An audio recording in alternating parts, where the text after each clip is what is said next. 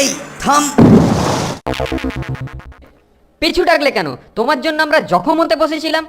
কিন্তু তোরা যা করছিলিস তা বড়ই সাংঘাতিক। প্রমাণ করো। হ্যাঁ, যা বলেছ তা আমাদের দেখাও।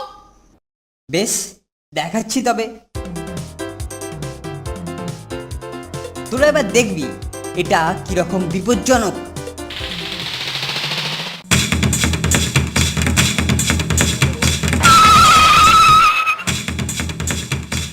উফ! বেশ মজাদার কেলটুদা, কিন্তু কিছু বোঝাতে পারলে না। বেশ, আবার দেখাচ্ছি। উপস! ওরে বাবা রে! आलू चोरी না মানে हमें মানে আমি बर्दाश्त আমি नहीं। মানে आलू चोरी না कर মানে रहा है। মানে আমি এখনো কিন্তু ঠিক বুঝিনি কেলটুদা।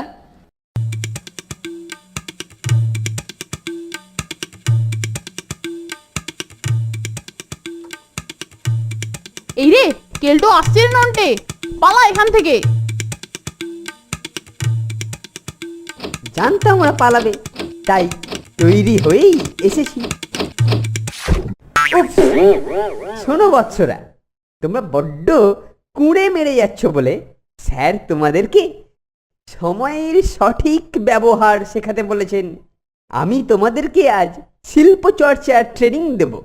দূর দূর, শিল্পচর্চা আর তুমি, তোমার হাতে পড়লে শিল্প অকালে অক্কা পাবে। চুপ হতচ্ছাড়া, আমি তোদের মডার্ন আর্ট শেখাবো।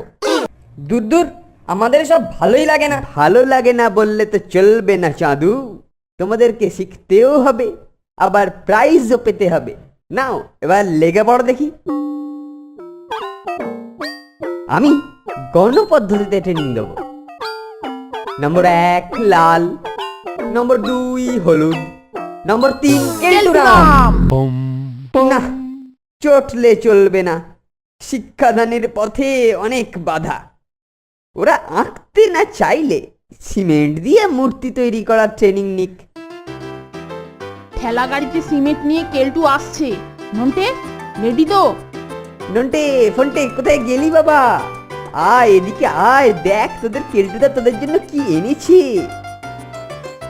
উফ! এবারে এটাকে আমরা শিল্পকর্ম প্রতিযোগিতায় পাঠাবো।